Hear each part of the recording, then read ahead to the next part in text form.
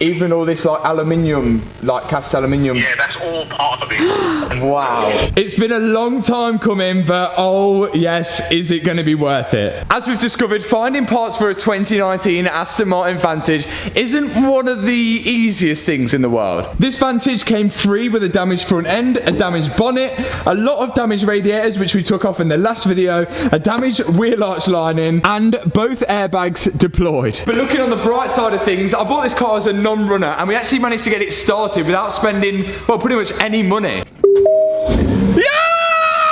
And in the last video, I started stripping apart the front end to find out what's damaged and what isn't damaged, and we found out parts are a little harder to find than we first thought.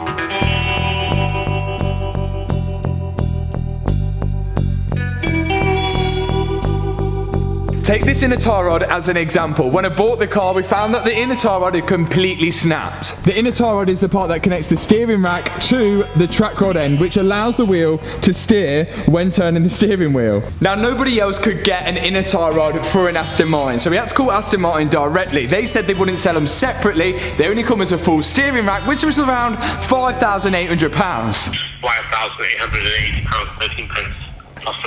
There is no way I'm paying £5,800 just for a steering rack, which I just need the inner tie rod for. So I looked at the steering rack, found a part number on it which matched to a Jaguar XF inner tie rod. Which brings me to this situation.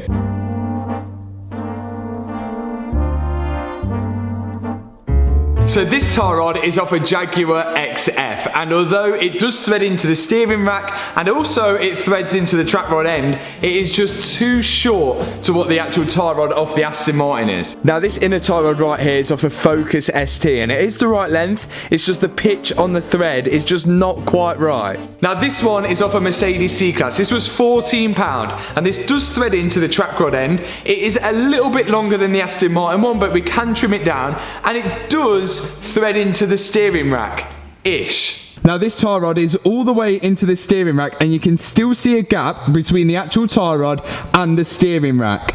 And if you look at the passenger side, well, it's completely flush against the steering rack. So the actual steering rack end is just not quite the same. And for me, I'm not willing to take a risk on something so vital as the steering. So on this certain part, I seem to have taken a loss on trying to avoid Aston Martin tax. Or have I? I have been shopping.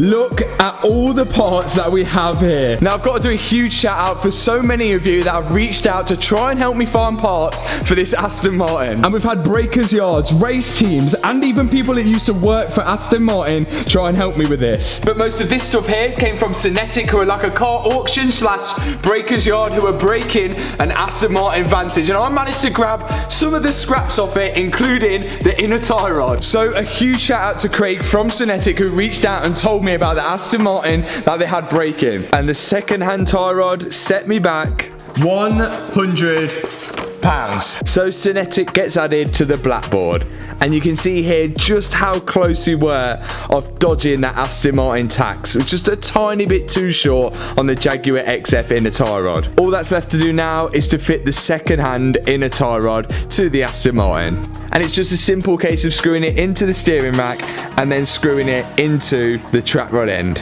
Now the car will need to have its wheel alignment done afterwards, but just as a rough guess, we're just measuring it with a tape measure for now. Now, although we didn't save loads of money on this inner tie rod, we still managed to save a bit buying it second hand. But with this next part, I think we're about to save a fair bit of money. And that is this part right here, which is the Pyrotechnics Fuse. Now, this is a fuse which all of you guys know by now, which breaks when the airbags deploy. And you can just see the break in it at the bottom there. Now, from Aston Martin, they want you to buy this whole piece here, which includes the Pyrotechnics Fuse, and the fuse actually sits between this bit and that bit there. Aston Martin again want around 580 quid for that full Pyrotechnics Fuse sort of thingy-majig. Now I found that full bit that Aston Martin wanted to sell me on eBay exactly the same for around 280 quid, which still seemed a little bit steep for just, well, a Pyrotechnics Fuse. So I actually looked at the part number on the back of this and found this, which is off a Volvo. Now this Pyro Fuse off a Volvo cost me £27.99, and it looks pretty much identical to the one that's came off the Aston. And I have no reason to believe why it wouldn't work, so let's fit it. So the reason the pyro fuse breaks in the first place when the airbags deploy is in case the accident is that bad that it causes a fire. And the pyro fuse is just there to cut power going directly to the engine. So obviously with that broken, the car won't start up. But we've learned by taking the pyro fuse off and jumping the cable over to the main electrics on the car, we can actually start it. But this isn't really a long-term fix, and it's quite dangerous to keep it like that. So hopefully with this new Pyrotechnics fuse, we should be back in action. And this one, which just came off a Volvo, fits quite snug and exactly the same as the Aston Martin one fit.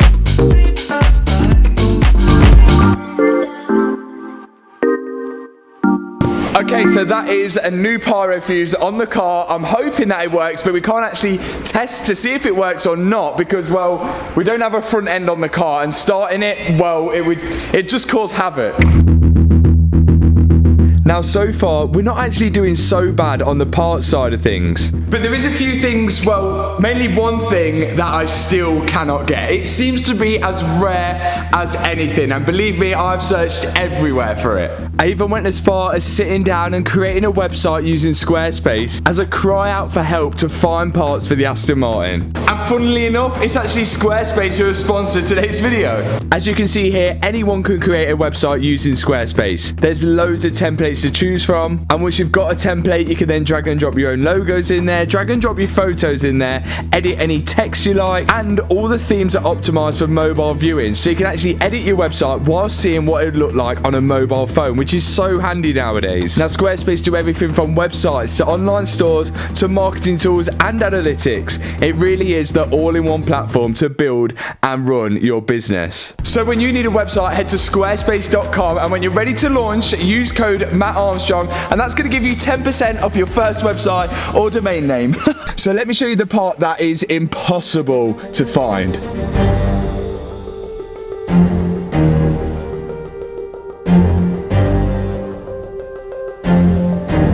The dashboard. Now, as the passenger airbag has blown, it's ripped a huge hole in the dashboard, and it's also smashed the windscreen as well. Now, this dashboard is impossible to find. And not only have I got to find one, I've also got to find one which is leather and red stitching to match the rest of the interior. Now, there's a company out there that offers a package where they replace the driver's side airbag, the passenger side airbag, and they'll also retrim the dashboard for you. And it's around $3.5 grand. The only issue with that is after sending them all the parts, it can take up to 6 weeks for them to refurbish the dashboard, and by then I would have forgot how the whole thing goes back in. So instead, I'm gonna go at this myself, and I'll explain why as I'm taking out this dashboard. This is gonna be one hell of a journey.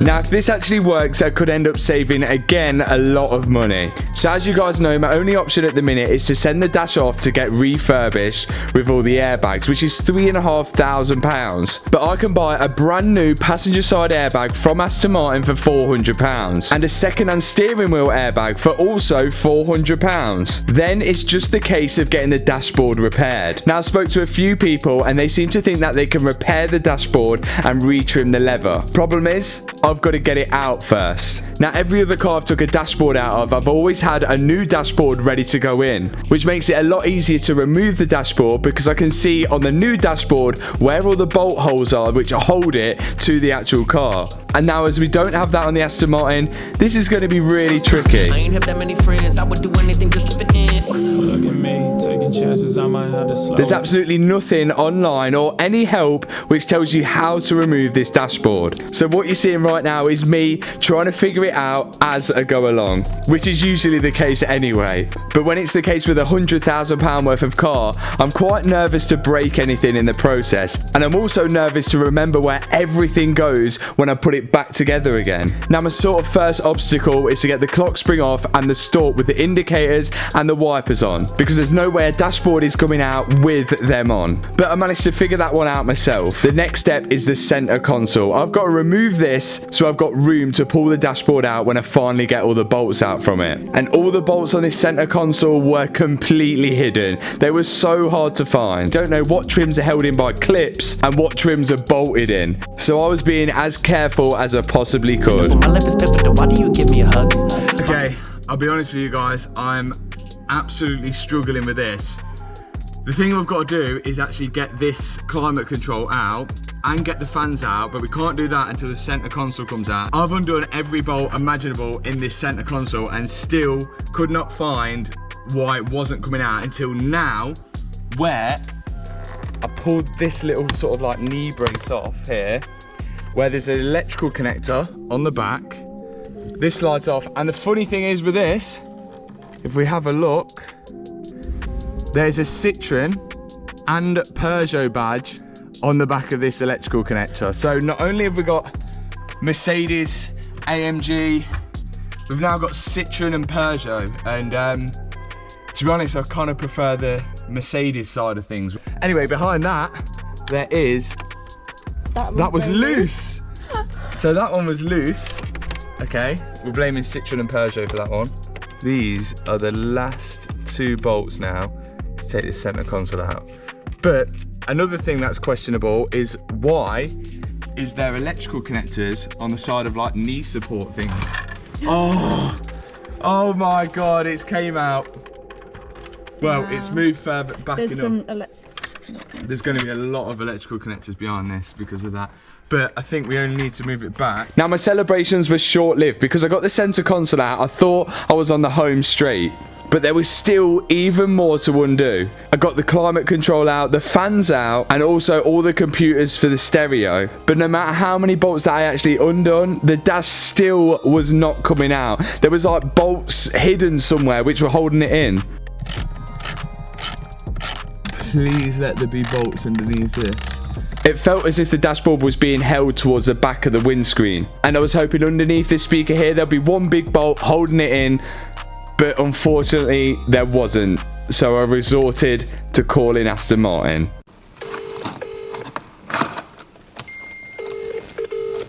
I am in the process of stripping the dash out at the moment. And I've got literally near enough everything out, but I just still can't seem to get the dash from the actual body of the car. It feels like something is bolted towards the windscreen side. What I do know is that we actually have a special tool to move dashes. Just give me a second. I'll speak a whole lot of one of the texts. Oh, legend, thank you. Hold on a minute. So that was not what I wanted to hear. A special tool for removing a dashboard. Is this where I'm going wrong? Hello, Matt. Hello. Right, so what I was just chatting to James about is, he's saying the reason why it might be difficult is because when you have to remove the whole dash, it's really heavy. A couple of people even do. Oh gee, so even all this like aluminium, like cast aluminium. Yeah, that's all part of it. Wow. That's why we have people for it. It takes the burden off the weight. What? That is insane. Okay. Okay, so here's the thing. All signs are leading to that we have to take that full aluminium sort of mechanism out with the dashboard attached to it to get the dashboard out. And there's other news. Now, I've got money on that there was literally only going to be about a handful of people that have ever taken an Aston Martin Vantage 2019 dashboard out. There's probably a lot of people that have put one in, but never taken one out.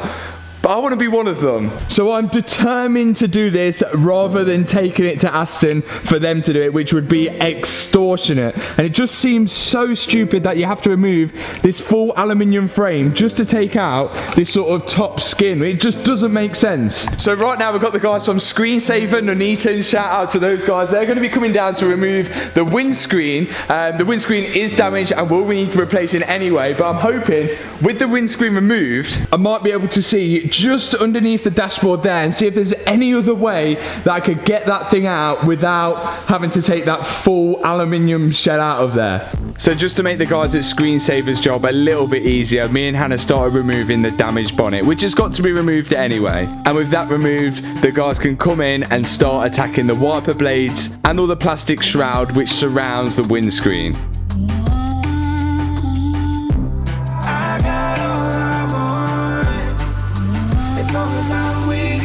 They then use their special tool which breaks the windscreen seal with this sort of wire, and then after that they can lift the windscreen out to hopefully revealing some sort of easier way of getting the dashboard out. Right, the windscreen is out. Hasn't revealed any bolts, which makes it a little bit easier to remove the dashboard. No.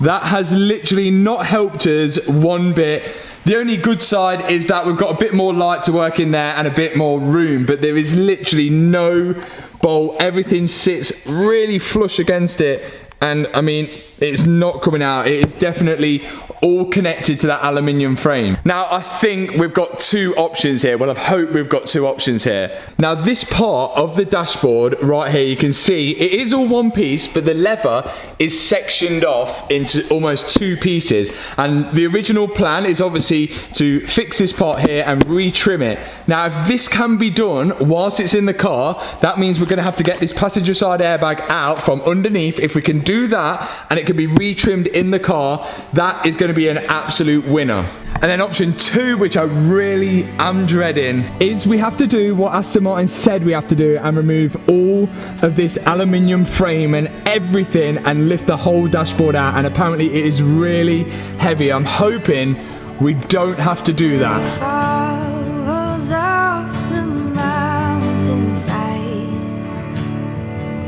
Not only that, Aston Martin use a dashboard crane to remove the dash, and we definitely don't have one of those. Now with the wheels on, you literally just wouldn't recognize this car as an Aston Martin. The front end is just completely gone, and I don't even know anymore. It looks like I've got to have a few moments to myself to work out what exactly I'm going to be doing with this. How am I going to get that dash fixed, repaired, or am I going to get it out? I just don't know. But if you've enjoyed this video, hit that subscribe button, hit that thumbs up button, and I will see you in the next video. Peace out.